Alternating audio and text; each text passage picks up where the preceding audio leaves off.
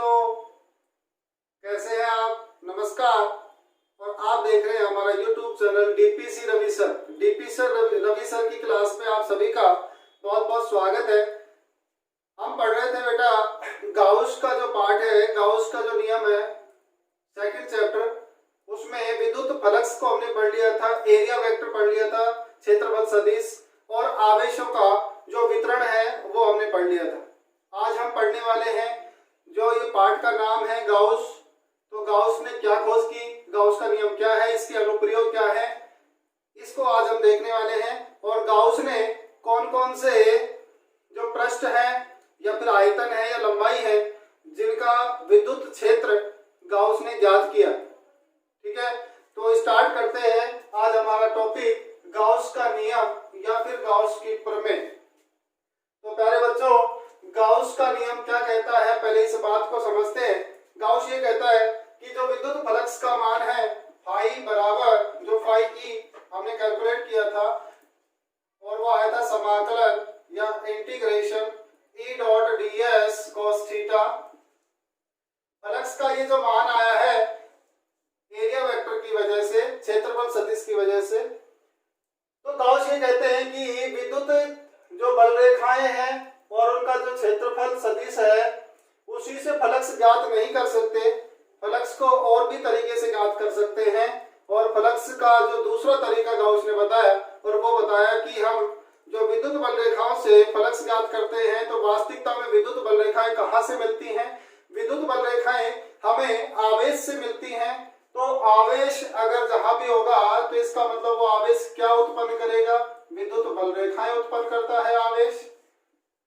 तो आवेश विद्युत बल रेखाएं उत्पन्न करता है, तो इसका मतलब ये हो गया कि आवेश के लिए भी हम फ्लक्स का मान ज्ञात कर सकते हैं जो गाउस ने बताया। तो इस गाउस के नियम को समझने से पहले हमें कुछ बातें जो गाउस ने बताई उनको ध्यान से समझना होगा, तब जाके इसका नियम जो है और इसके जो अनुप्रयोग है वो अच्छे से समझ में आते हैं। पहला जो इसका नियम है वो ये कहता है कि कोई भी जो पृष्ठ होगा वो गाउसियन पृष्ठ होगा। आपको पृष्ठ बनाना पड़ेगा, उस पृष्ठ को वो गाउसियन पृष्ठ कहेंगे। और गाउसियन पृष्ठ कहाँ बनेगा, कैसे बनेगा? वो ये होगा कि कोई भी आवेश है, कोई भी जितने भी आवेश होंगे Q1, Q2, Q3, बहुत सारे आवेश हैं, तो उन सभी आवेशों को किसी न किसी एक बंद पृष्ठ में लेना होगा। एक बंद पृष्ठ में लेकर ही उनकी कैलकुलेशन करनी होगी और तभी जाके फ्लक्स का मान आएगा। क्योंकि ये जो आवेश हैं ये आवेश विद्युत बल रेखाएं उत्पन्न करेंगे। विद्युत बल रेखाएं उत्पन्न करेंगे तो बंद पृष्ठ से गुजरने वाली जो बल रेखाएं होंगी उसी से फ्लक्स मिलता है। फ्लक्स की परिभाषा यही है।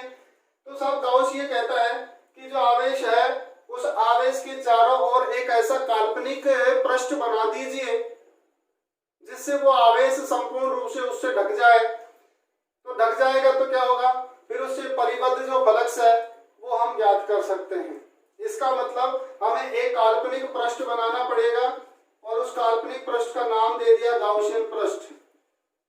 ये काल्पनिक पृष्ठ है, केवल कल्पना की गई है, कल्पना करते हैं। तो गाउसियन जो पृष्ठ है वो काल्पनिक पृष्ठ होता है, उसी को हम गाउसियन पृष्ठ कहते हैं। ठीक है बेटा, पहली बात तो ये है कि जो भी हमारा टॉपिक होगा उसमें हमें गाउसियन पृष्ठ बनाना पड़ेगा और हर टॉपिक के लिए गाउसियन पृष्ठ अलग अलग होगा, वो हम टॉपिक के अनुसार देखेंगे। तो पहला तो ये है कि कोई बंद पृष्ठ होता है, उस बंद पृष्ठ को काल्पनिक पृष्ठ बोलते हैं और काल्पनिक पृष्ठ ही गाउस का पृष्ठ होता है। दूसरा, गाउस ने जो विद्युत फ्लक्स का जो मान निकाला है, विद्युत फ्लक्स जिसको हम फाई ई से दर्शाते हैं, वो आवेशों के संदर्भ में निकाला है। किसके संदर्भ में निकाला है? आवेशों के संदर्भ में। इससे पहले हम बल रेखाओं और विद्युत क्षेत्र के संदर्भ में ज्ञात किया था, आवेशों के संदर्भ में या आवेशों से ज्ञात किया है। ठीक है, तो पढ़ते हैं इसको और समझते हैं कि क्या कहना चाहते हैं गाउस और क्या ज्ञात करना चाहता है गाउस। तो गाउस का जो नियम है ये आप ध्यान से समझ लीजिए, क्योंकि पूरे चैप्टर में इसी के अनुसार सारी कैलकुलेशंस और गणनाएं जो है वो होंगी। तो देखिए बेटा, गाउस का नियम ये कहता है कि किसी बंद पृष्ठ से गुजरने वाली गाउसियन जो आपके पास गाउस का नियम है उसको समझते हैं। तो किसी बंद काल्पनिक जो पृष्ठ है बंद काल्पनिक पृष्ठ में उपस्थित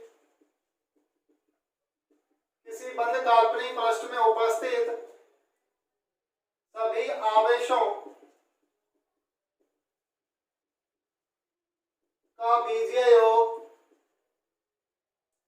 आवेशों का बीजीय योग निर्वात की विद्युतशीलता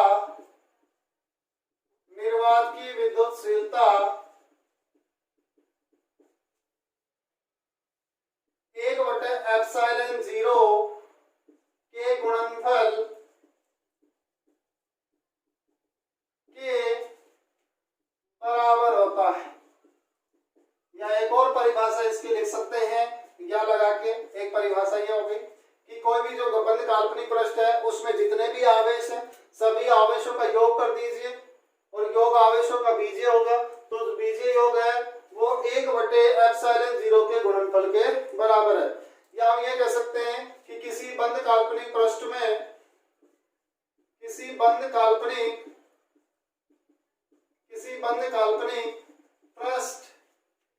उपस्थित सभी आवेशों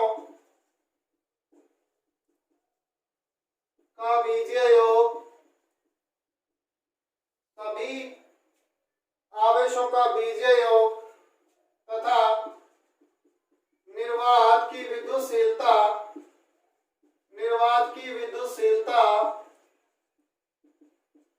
ε0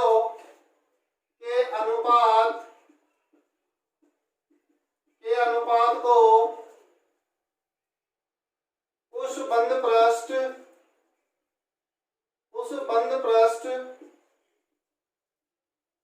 का विद्युत फ्लक्स कहते हैं। और यही गाउस का नियम है। यहाँ भी जो विद्युतशीलता का मान है 1/ε0 के गुणनफल के बराबर होगा किसी बंद काल्पनिक पृष्ठ में उपस्थित, है ना। ये यहाँ भी क्या निकल के आएगा, वो विद्युत फ्लक्स। ठीक है, तो समझते हैं क्या कहना चाह रहा है गाउस। तो गाउस ने कहा कि कोई भी बंद काल्पनिक पृष्ठ है और मान लीजिए इसमें Q1, Q2, Q3 और Qn आवेश उपस्थित हैं और ये आपका एक बंद काल्पनिक पृष्ठ है। कैसा पृष्ठ है? बंद काल्पनिक पृष्ठ।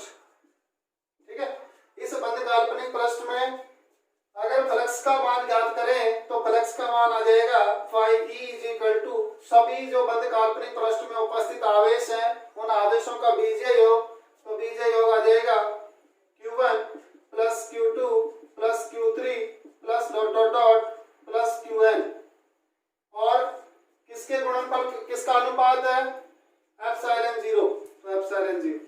तो इसको हम इस तरह भी लिख सकते हैं phi E summation sigma Q, summation या सिग्मा, ये सारे जो आवेश उनके योग को व्यक्त कर रहा है सिग्मा Q बटे ε0। और यही कहलाता है गाउस का नियम। यानी कि कोई भी बंद जो पृष्ठ है उस बंद पृष्ठ में उपस्थित जितने भी आवेश हैं उन सभी आवेशों का बीजीय योग और ε0 का जो अनुपात है वो कहलाता है आपका गाउस का नियम, जिसमें क्या निकल के आता है आपके पास? विद्युत फ्लक्स का मान। इसका मतलब विद्युत फ्लक्स का जो मान है वो बंद काल्पनिक पृष्ठ के जितने भी आवेश हैं उन सभी आवेशों का बीजीय योग और ε0 के अनुपात को बराबर होगा। ठीक है, तो इसका मतलब एक हमने जो विद्युत फ्लक्स का मान निकाला था वो किसके थ्रू निकाला था? वो विद्युत बल रेखाओं के थ्रू। और गाउस साहब जो निकाल रहे हैं वो आवेशों से ज्ञात कर रहे हैं। दोनों में फर्क इतना सा है कि आवेश से भी विद्युत बल रेखाएं मिल रही तो मान वही आएगा जो आना चाहिए। ठीक है, तो गाउस का जो नियम है इसमें जो अगली बात हम कर रहे हैं वो ये है कि गाउस के नियम की उत्पत्ति की बात कर लेते हैं कि गाउस का नियम कहाँ से आया। गाउस के नियम की उत्पत्ति कर देते हैं बेटा। गाउस के नियम की उत्पत्ति।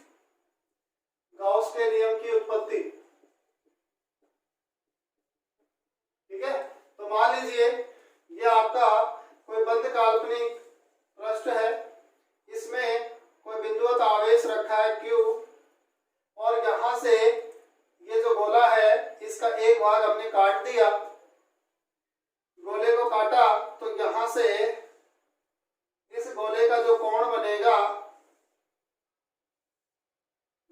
कौन कहलाएगा?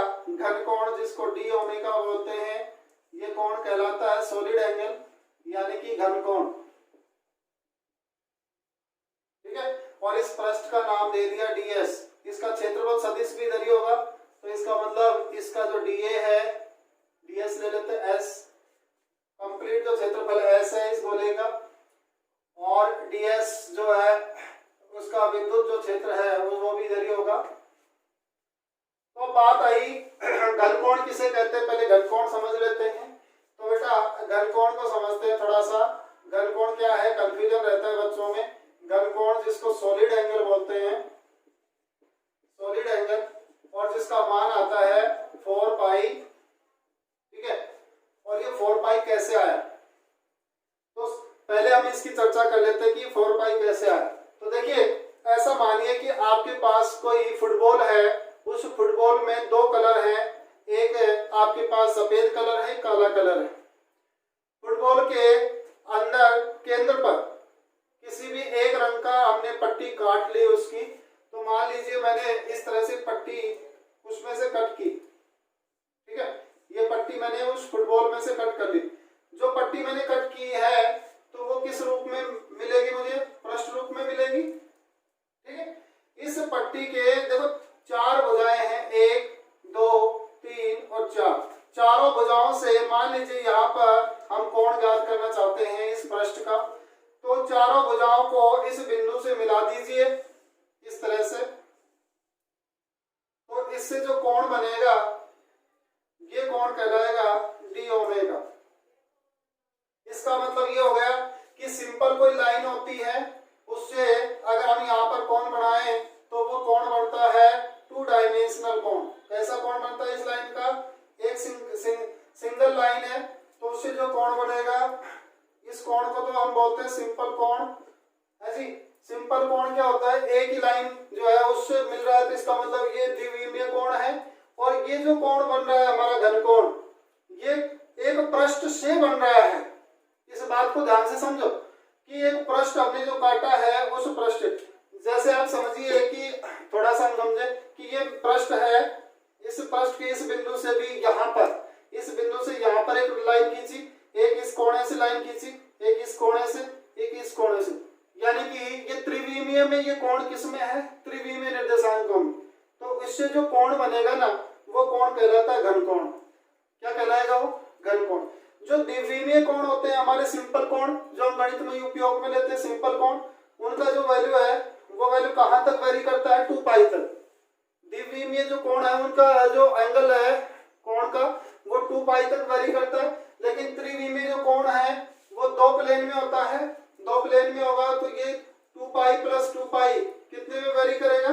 4 पाई। कितने में वेरी करेगा? 4 पाई। ठीक है, जो भाई समझिए, जो सिंपल कोण होता है वो कहाँ तक वेरी करता है? पूरा एक राउंड लेंगे तो 360 का 360 मतलब 2 पाई। ठीक है, लेकिन अगर हम इस पे सरफेस बना देते हैं तो सरफेस बनने से क्या होगा? इसका जो कोण है वो किसमें चला जाएगा? 2 तलों में चला जाएगा, यानी कि त्रिविमीय हो जाएगा। और त्रिविमीय जो कोण बनेगा ना, वो एक विमीय तो होता है 2 पाई, दूसरा विमीय भी हो जाएगा 2 पाई, क्योंकि 2 विमीय जो आपके पास तल है उनसे मिलकर बनेगा, तो टोटल हो जाएगा 4 पाई। अगर इस तरह से नहीं समझ में आए तो फिर इसका गणितीय रूप भी हम करके देख लेते हैं एक बार। गणितीय रूप ये कहता है बेटा, घन कोण का गणितीय रूप देखते हैं। तो घन कोण बराबर आपके पास होता है सूत्र। घन कोण, मान लीजिए कोई गोला है, ये गोला है कंप्लीट, उस गोले का घन कोण हम ज्ञात करेंगे तो इसका सूत्र होता है पृष्ठीय क्षेत्रफल बटे दूरी स्क्वायर है त्रिज्या स्क्वायर। ठीक है, इसके बीच में ये जो आपके पास ये बनेगा ना, ये गोला बनेगा ही। ठीक है, तो यहाँ से आ जाएगा आपके पास गोला है तो गोले का पृष्ठीय क्षेत्रफल होता है 4 पाई आर स्क्वायर, और बड़ा आर ले रखा है तो बड़ा आर, और बटे आर स्क्वायर। तो आर स्क्वायर से आर स्क्वायर कैंसिल हो जाएगा, तो आपके पास रिजल्ट निकल के आता है 4 पाई।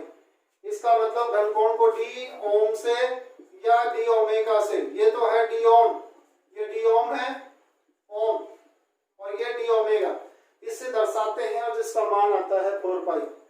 और घन कोण का सूत्र होता है पृष्ठीय क्षेत्रफल, पृष्ठीय क्षेत्रफल बटे दूरी स्क्वायर।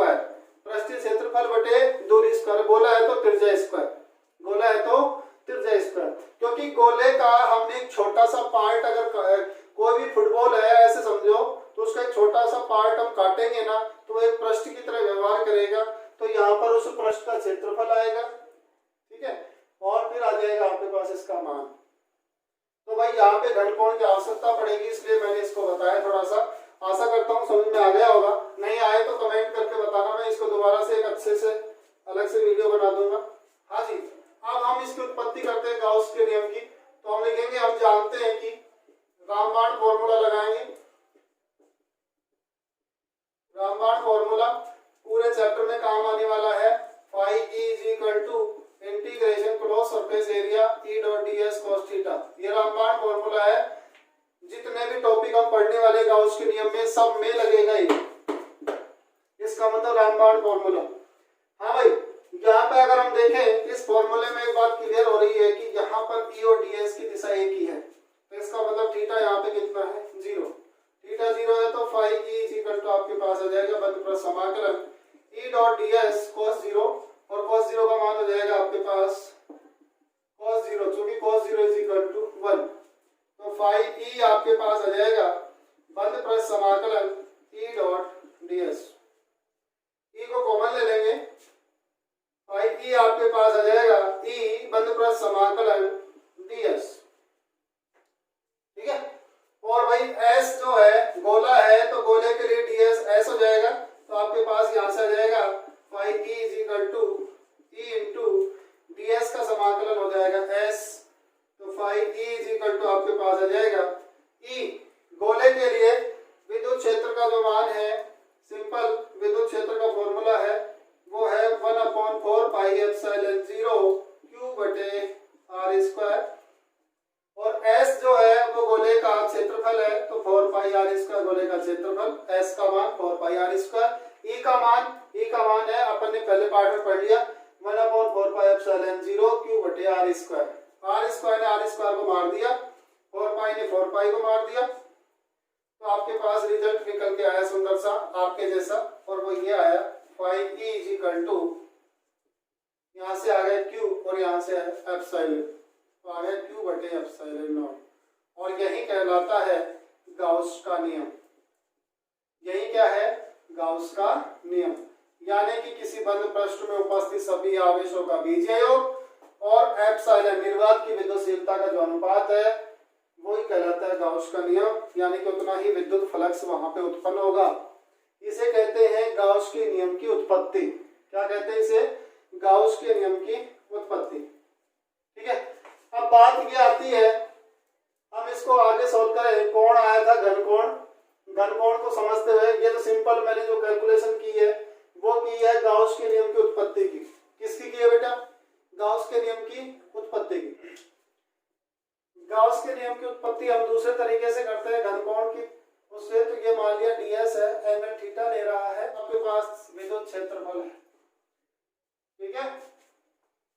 तो इस सूत्र से, इस वाले डायग्राम से, घनकोण से हम इसकी उत्पत्ति करते हैं, तो आपके पास आ जाएगा, हम जानते हैं कि phi E is equal to integration E dot ds cos theta, ठीक है। अब यहां से आ जाएगा phi E is equal to, E को कॉमन ले लेंगे तो आपके पास आएगा इंटीग्रेशन ds cos थीटा। इसको दे देंगे इक्वेशन नंबर फर्स्ट, और ई का मान रखेंगे। ई का मान आ जाएगा आपके पास, ई का मान क्या है बेटा, ई का मान है 1/4 पाई एप्सिलॉन 0 क्यू बटे आर स्क्वायर, ठीक है। तो आपके पास ये मान यहाँ रखेंगे, तो आ जाएगा phi E is equal to E बंद प्लस समाकलन ds, अच्छा ई का मान रखो, तो आ जाएगा 1/4 पाई एप्सिलॉन 0, ये मान रखेंगे तो q अपॉन आर स्क्वायर बंद प्लस समाकलन ds cos थीटा। इस आर स्क्वायर को अंदर लेके जाएंगे तो आपके पास आ जाएगा phi E is equal to q upon 4 pi epsilon 0, q upon 4 pi epsilon 0, R square को अंदर ले जाएंगे, integration ds cos theta upon R square, ठीक है। और ये ds cos theta upon R square कहलाता है घनकोण d ओमेगा। तो यहां से आ जाएगा आपके पास phi E is equal to q upon 4 pi epsilon 0 और integration D omega. D omega किसको माना है? डी ओमेगा हमने लिया है ds cos theta upon R square और डी ओमेगा की वैल्यू होती है 4 पाई। डी ओमेगा की वैल्यू क्या है बेटा? 4 पाई। तो integration D omega is equal to 4 pi. ये घनकोण की वैल्यू है, ये यहाँ सब्स्टिट्यूट करेंगे, रख देंगे ये मान, तो फाई का मान क्या आ जाएगा देखो, तो फाई ई आपके पास आ जाएगा q upon 4 pi epsilon not into 4 पाई। 4 पाई में 4 पाई कैंसिल हो गया, मार दिया भाई, तो फाई ई आपके पास आ जाएगा q बटे एप्सिलॉन 0। ये मान आ गया, वही गाउस का नियम है ये भी। इसका मतलब इस तरह भी गाउस के नियम की उत्पत्ति करते हैं। अपनी किताब में घनकोण की सहायता से ही गाउस के नियम की उत्पत्ति की है, तो हम इस तरह से करेंगे। इससे पहले जो मैंने बताया वो तरीका था जब हम डायरेक्ट यहाँ से E और ds का जो एंगल है वो एक सेम डायरेक्शन में ले लें और सेम डायरेक्शन में ले cos 0 करके और ds की वैल्यू रख दें, तो भी मान वही आता है। ठीक है, और ये किस तरीके से किया हमने, ये तरीका है आपकी बुक में इस तरह से दे रखा है घनकोण के रूप में, तो इसको घनकोण के रूप में भी हम हल कर सकते हैं। ठीक है, बहुत ही आसान है इसकी उत्पत्ति, कोई खास नहीं है। ठीक, नेक्स्ट आ जाता है आपके पास गाउस के नियम के अनुप्रयोग। गाउस के नियम के अनुप्रयोग, और इसमें आपके 12th के जो सिलेबस है उसमें 5 अनुप्रयोग दे रखे हैं। गाउस के 5 अनुप्रयोग आपको करने हैं, जिसमें पहला है कि कोई भी अनंत रेखीय तार है, उस तार के लिए विद्युत क्षेत्र ज्ञात करना है। इसका मतलब आपके पास कोई अनंत रेखीय चालक तार है, अनंत रेखीय चालक तार के कारण विद्युत क्षेत्र की तीव्रता। दूसरा इसका अनुप्रयोग है कुचालक प्लेट के लिए, कोई अनंत विस्तार की कुचालक प्लेट है, तो उस कुचालक प्लेट के कारण विद्युत क्षेत्र की तीव्रता। तीसरा आपके पास आता है चालक प्लेट के कारण, अनंत विस्तार की कोई चालक प्लेट हो तो इसके कारण विद्युत क्षेत्र की तीव्रता। उसके बाद चौथा पॉइंट आपके पास आता है चालक गोले के कारण, चालक गोले के कारण विद्युत क्षेत्र की तीव्रता। पांचवा आपके पास आता है कुचालक या अचालक, कुचालक या अचालक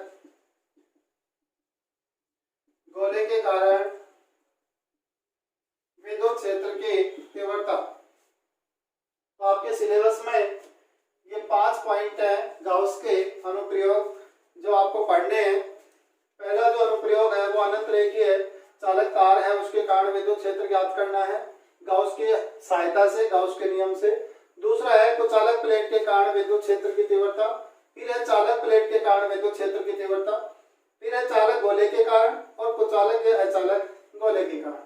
ठीक है, तो पहला हम पढ़ लेते हैं। पहला हम पढ़ेंगे कोई भी तार है अनंत रेखीय, तो अनंत रेखीय जो तार है तो उसके कारण विद्युत जो क्षेत्र है उसका मान क्या आएगा वो हम देख लेते हैं। तो चित्र बनाते हैं पहले इसका। तो मान लीजिए कोई आपका चालक तार है जिस पर हमने प्लस आवेश दिया,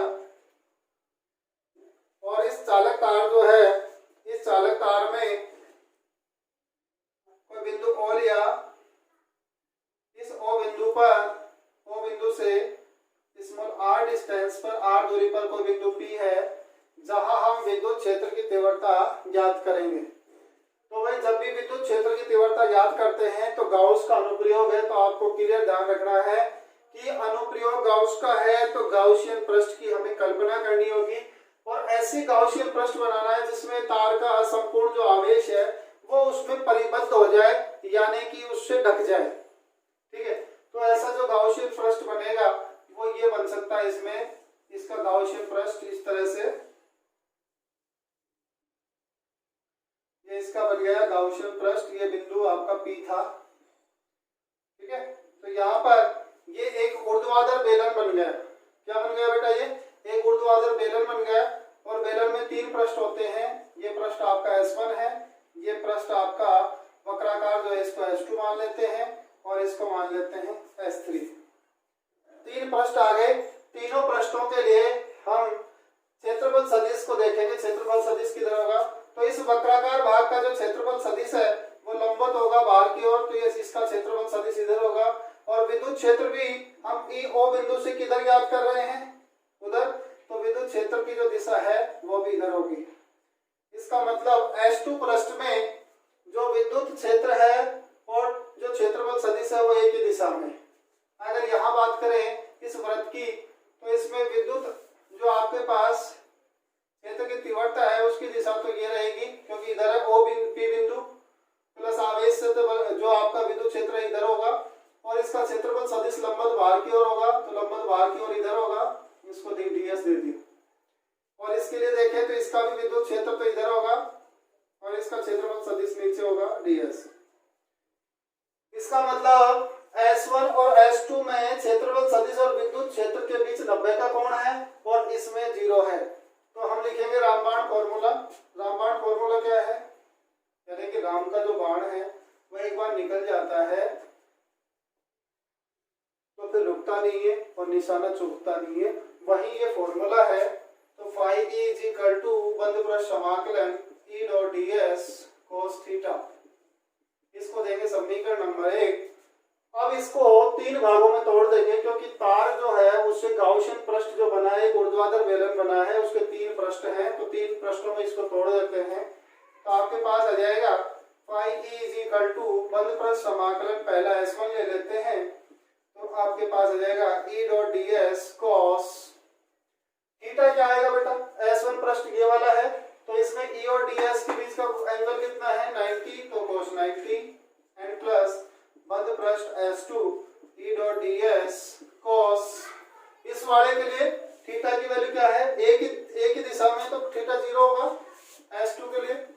और तीसरा बंद पृष्ठ समाकलन S3 ई डॉट ds cos, इसमें भी 90, क्योंकि ये भी एंगल कितना है? 90।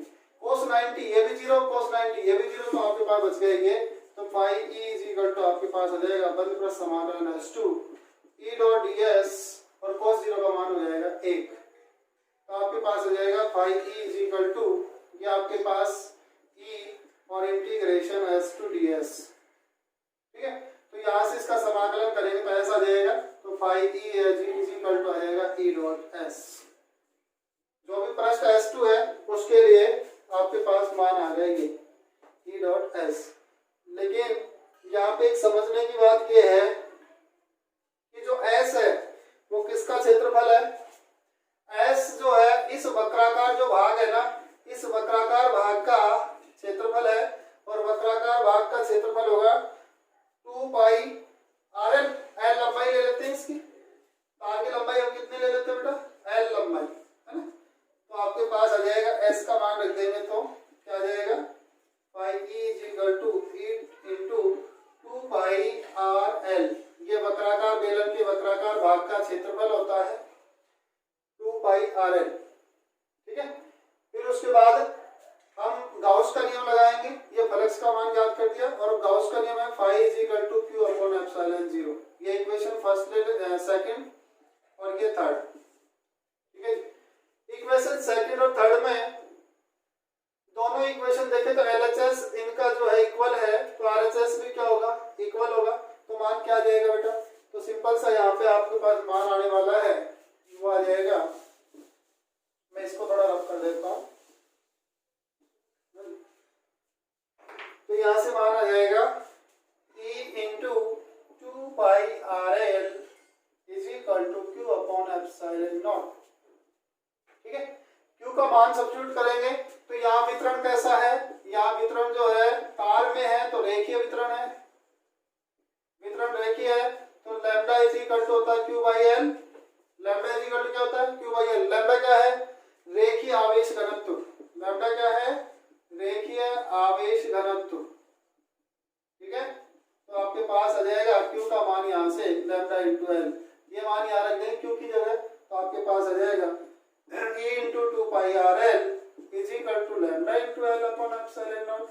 लैम्डा ने l को मार दिया, 2 पाई आर को नीचे भेज दीजिए, ई का मान हमें ज्ञात करना, तो ई का मान आ जाएगा 1/2 pi epsilon naught lambda upon are.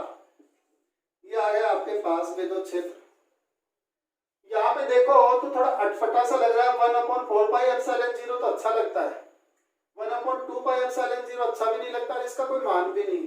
तो ऐसा करें, इसको 2 से ऊपर नीचे मल्टीप्लाई कर दें, मल्टीप्लाई कर देते हैं तो रिजल्ट अच्छा सा लगेगा। मल्टीप्लाई करके देखते हैं बेटा, तो आपके पास रहेगा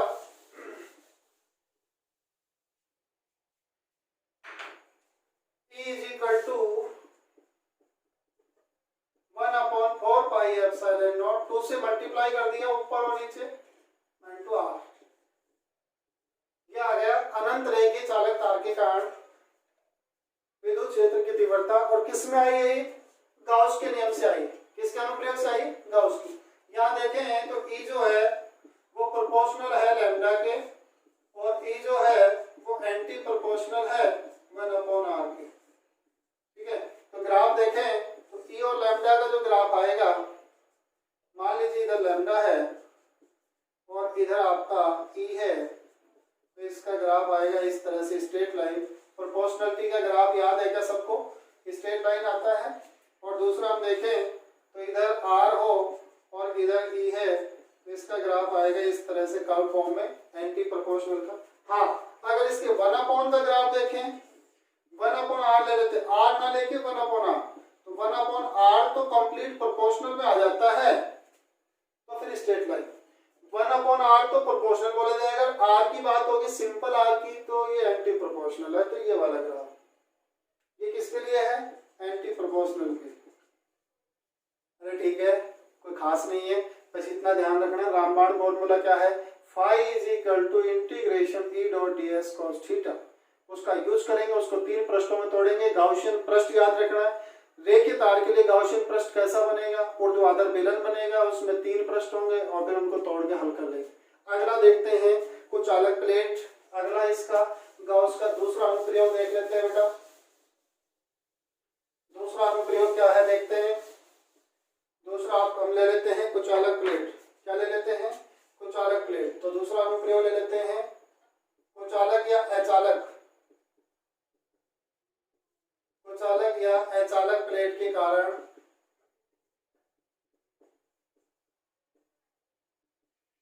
विद्युत क्षेत्र की तीव्रता।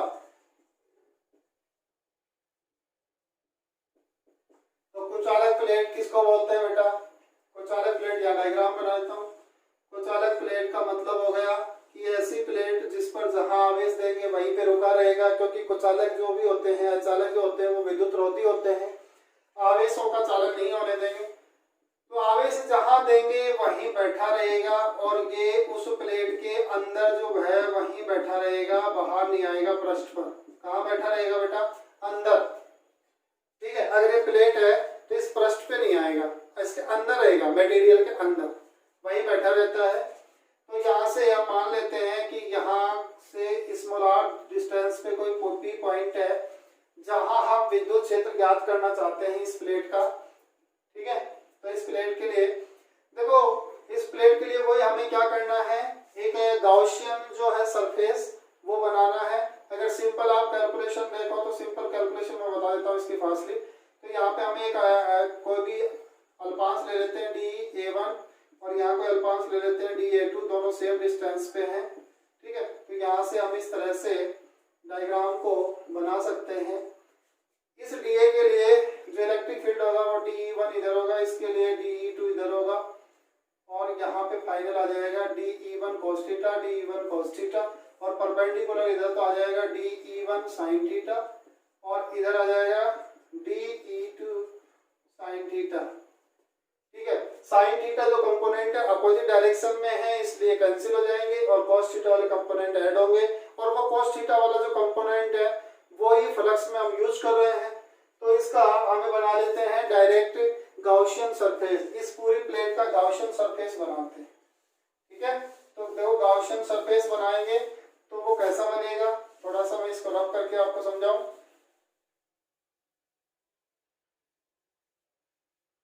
इसका गाउसियन सरफेस इस तरह से बनेगा।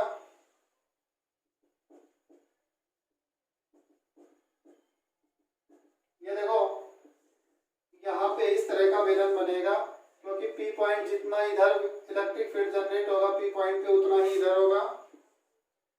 ठीक है, हाँ जी, इसको S1 ले लेते हैं, इसको S1 ले लिया, और जो वक्राकार भाग है उसको S2 ले लिया, और जो ये वाला वृत्ताकार भाग है इसको S3 ले लिया। पी पॉइंट हमारा यहाँ पे है, तो इसमें देखें तो इस वृत्त के लिए इलेक्ट्रिक फील्ड भी इधर है और इसका क्षेत्रफल भी इधर है ds। इसकी बात करें, इस देखो इसका अंदर आवेश है, तो जितना इधर इलेक्ट्रिक फील्ड होगा उतना इधर होगा, तो इसका मतलब यहाँ भी अगर हम देखें तो विद्युत जो आपका क्षेत्र है वो इसकी दिशा ये होगी और ds की दिशा इधर होगी, इस पृष्ठ के लंबवत भाग के क्षेत्रफल। और यहाँ बात करें वक्राकार भाग पर, तो विद्युत क्षेत्र या तो इधर होगा या फिर इधर होगा, लेकिन इसका क्षेत्रफल सदिश लंबवत यहाँ होगा, ये होगा ds2। ठीक है, ये S1 है, ये S2। ठीक है, या फिर आप विद्युत क्षेत्र चाहो तो इधर ले सकते हो, दोनों ही कंडीशन में आपका जो मान है वो यहाँ पर S2 के लिए 90 बनेगा, E और ds के जो बीच का कोण है ds2 के वो 90 बनेगा। तो भाई इस जो आपके पास कुचालक अचालक है प्लेट, इसमें क्या ध्यान रखना है कि जो आपका गाउसियन सरफेस बनेगा वो इस तरह से बनेगा कि जो प्लेट के जितना इधर बनेगा उतना इधर, और दूसरा क्षैतिज बनेगा, और 3 भागों में इसको तोड़ देंगे S1 S2 S3। अब रामबाण फॉर्मूला अप्लाई करेंगे। क्या था रामबाण फॉर्मूला? राम का वो बाण जो कभी खाली नहीं जाता, हमेशा निशाने पे जाता है। तो सूत्र भी इस चैप्टर का इंपॉर्टेंट है ये रामबाण, integration E dot ds cos theta.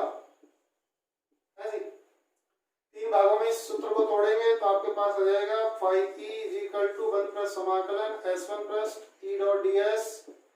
कोण बताओ ds का S1 के लिए, E और ds जो है 0 पर है cos 0, और प्लस 1 प्लस समाकलन S2 E dot ds cos S2 के लिए 90 है, एंड लास्ट थर्ड है plus integration S3 E dot ds cos, अब इसके लिए बताओ 0, तो 90 cos 90 है तो 0 होगा ये पार्ट। तो अब बच गया यहाँ से S1 और S2, तो आपके पास आ जाएगा phi E is equal to, यहाँ से E कॉमन S1 ds और cos 0 का मान 1, और यहाँ से 1 प्लस समाकलन E कॉमन है जी, और यहाँ से आ जाएगा ds cos 0 का मान 1।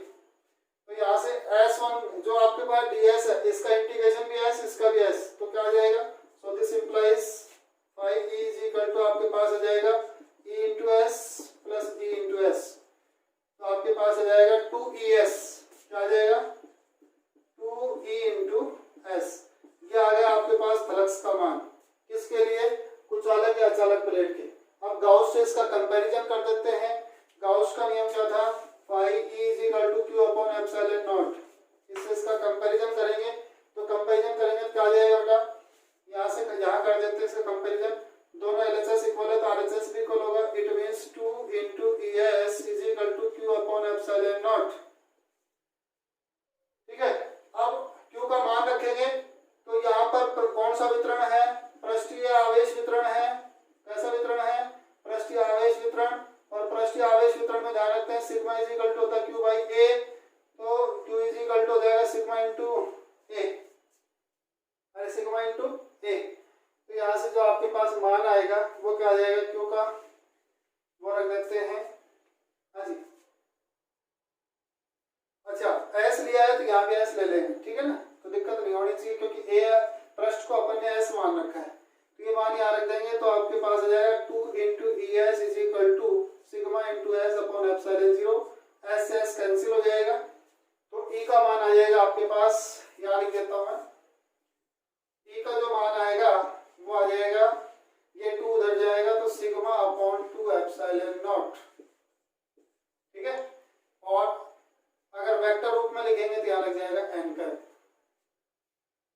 ये आ गया अचालक प्लेट के लिए विद्युत क्षेत्र। क्या आ गया? ये अचालक प्लेट के लिए विद्युत क्षेत्र।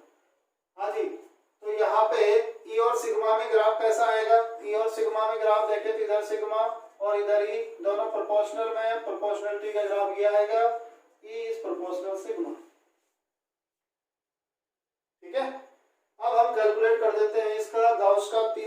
भी होता है। सिंपल है, फास्टली सॉल्व करें, कुछ नहीं है। 3 पार्ट्स में डिवाइड किया, एंगल देखा, तीनों का एंगल पहले देख लेंगे डायग्राम में। डायग्राम में ये ध्यान रखना है कि जो आपके पास गाउसियन सरफेस है वो कैसा बनने वाला है, फिर उसके एंगल देख लेते हैं बस। फिर उसकी गाउस के जो आपका पास फॉर्मूला है उससे कंपैरिजन करना है, जो भी रिजल्ट आता है उसका ऐड कर लेते हैं। और अब ले लेते हैं हम चालक प्लेट। क्या ले लेते हैं? तीसरा है अगला, चालक प्लेट के कारण विद्युत क्षेत्र की तीव्रता। तो पहले चित्र बनाएंगे चालक प्लेट के कारण विद्युत क्षेत्र की तीव्रता का। तो देखो चालक प्लेट है तो आवेश रहता है प्लेट के पृष्ठ पर। आवेश कहाँ रहेगा? चालक प्लेट के पृष्ठ पर। थोड़ा प्लेट लगनी चाहिए इसलिए मैं इस तरह से बना देता हूँ इसको, ठीक है। तो आवेश रहेगा इसके पृष्ठ पर इस तरह से। तो भाई चालक प्लेट के पृष्ठ पर आवेश रहेगा, तो एक बात ध्यान रखनी है कि अंदर जो है चालक प्लेट के अंदर आवेश उपस्थित नहीं होता, और चालक प्लेट के अंदर आवेश नहीं होगा तो विद्युत क्षेत्र का मान भी 0 रहेगा, ठीक है। तो यहाँ से जो आपके पास, मैं डायरेक्ट गाउसियन सरफेस बना देता हूँ इसका। तो गाउसियन जो सरफेस बनेगा वो यहाँ इस तरह से बनेगा। इसमें अंदर से लेकर और बाहर की तरफ एक क्षैतिज बेलन बनेगा, जिसमें वही 3 पृष्ठ होंगे, ठीक है। पहला जो पृष्ठ होगा उसको आप S1 बोलते हैं, दूसरा जो पृष्ठ है वक्राकार उसको S2, और तीसरा वृत्ताकार को S3। और हमें यहाँ से इस P पॉइंट पर, यहाँ से स्मॉल r डिस्टेंस पे P पॉइंट था जहाँ हम विद्युत क्षेत्र ज्ञात कर रहे थे इस प्लेट से। तो ध्यान रहे यहाँ पे आपके पास विद्युत क्षेत्र की दिशा इधर होगी और इसका क्षेत्रफल सदिश, इस वृत्त का क्षेत्रफल सदिश, ये वृत्त इस तरह से, इसका क्षेत्रफल सदिश इधर ही होगा, तो ये आ जाएगा ds इधर। वक्राकार भाग के लिए देखें तो E तो इधर है, इधर ज्ञात करना है हमें, और इसका क्षेत्रफल सदिश वक्राकार का लंबवत होगा, तो यहाँ पे एंगल बनेगा 90 का। इस वाले के लिए बात करें तो इसका क्षेत्रफल सदिश इधर होगा, ठीक है। E का मान तो इधर होगा और क्षेत्रफल सदिश इधर होगा, लेकिन यहाँ आवेश अनुपस्थित है तो विद्युत क्षेत्र भी अनुपस्थित है। चालक प्लेट के अंदर, पृष्ठ की बात नहीं कर रहा, कहाँ? अंदर आवेश अनुपस्थित रहता है तो विद्युत क्षेत्र भी अनुपस्थित है। रामबाण फॉर्मूला लगाएंगे। रामबाण फॉर्मूला है phi E is equal to बंद पृष्ठ समाकलन E dot ds cos theta is formula. ये रामबाण फॉर्मूला है, इसको 3 पार्ट में तोड़ देंगे। तो phi is equal to integration बंद पृष्ठ S1 E dot ds cos बताओ भाई S1 के लिए, S1 के लिए 0 है, दोनों एक ही डायरेक्शन में E और ds, तो 0। फिर नेक्स्ट है S2 E dot ds cos, S2 पृष्ठ के लिए 90 का कोण है दोनों के बीच, और तीसरा आपके पास बंद पृष्ठ समाकलन E डॉट ds cos, इसमें cos की वैल्यू तो बाद में रखेंगे, E का मान ही 0 है तो ये 0, तो ये तो कंप्लीट 0 हो गया। यहाँ अंदर देखो, अंदर आवेश अनुपस्थित, विद्युत क्षेत्र पे अनुपस्थित, इसलिए 0, और यहाँ cos 90 की वजह से 0, तो ये आपके पास वैल्यू आ जाएगी phi E is equal to बंद पृष्ठ समाकलन S1 E डॉट ds, और cos 0 का मान 1, तो आपके पास आ जाएगा phi E is equal to E, और ds का समाकलन हो जाएगा S, तो आ जाएगा ES। इसका गाउस के नियम से कंपैरिजन करेंगे तो गाउस का आपके पास नियम है phi E is equal to Q upon epsilon naught, this is called equation number second. इसको सेकंड दे दो, इसको थर्ड दे दो, ठीक है। इक्वेशन सेकंड और थर्ड का कंपैरिजन करेंगे, दोनों LHS इक्वल है तो RHS भी इक्वल होगा, तो आपके पास आ जाएगा E dot S is equal to Q by epsilon naught. हमें E की वैल्यू कंसीडर करनी है तो यहाँ S को हटाना है, तो इसके लिए Q को चेंज करना पड़ेगा। यहाँ भी चालक जो है प्लेट वो पृष्ठ है, तो पृष्ठीय आवेश घनत्व लगाएंगे, पृष्ठीय आवेश घनत्व, और उसका फॉर्मूला होता है sigma is equal to Q by S। तो Q इज इक्वल टू आ जाएगा सिग्मा इंटू S, तो Q की जगह हम सिग्मा इंटू S रखेंगे, तो आपके पास आ जाएगा E into S is equal to sigma into S by epsilon naught. S से S कैंसिल हो जाएगा, तो आपके पास फाइनल जो मान आएगा वो आ जाएगा E is equal to sigma upon epsilon naught, और आप वेक्टर रूप में लिखेंगे तो यहाँ वेक्टर लगा देंगे, यहाँ लग जाएगा n का। यहाँ भी ई और सिग्मा में ग्राफ देखेंगे तो स्ट्रेट लाइन आएगा। अच्छा ये आपके पास आया ई चालक के लिए, कंडक्टर जो प्लेट है उसके लिए, कंडक्टिंग प्लेट के लिए, और वो आपके पास कुचालक के लिए आया था ई का मान, कुचालक या अचालक प्लेट के लिए वो क्या आया था बेटा जाने क्या, वो आया था सिग्मा अपॉन 2 एप्सिलॉन नॉट। तो दोनों में देखो क्या दोनों में कंपैरिजन करो, ये चालक के लिए कुचालक के लिए, तो दोनों में डिफरेंस क्या है, दोनों में मेनली अगर आप देखें तो डिफरेंस है वो ये है कि यहाँ सिग्मा अपॉन एप्सिलॉन नॉट, यहाँ सिग्मा अपॉन 2 एप्सिलॉन नॉट। इसका मतलब तो ये होगा कि हाफ है इससे, इसका मतलब चालक प्लेट पर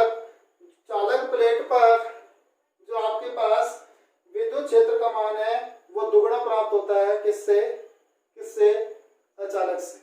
ठीक है ठीक है, तो इस तरह से इसको सोल्व करते हैं। तो भाई आपको बहुत अच्छे से इसको समझना है, क्योंकि देखो यहाँ इस चैनल पे बने हैं तो आपको बहुत अच्छे से समझ में आना चाहिए। कमेंट करके बताओ अगर कोई दिक्कत आ रही है तो।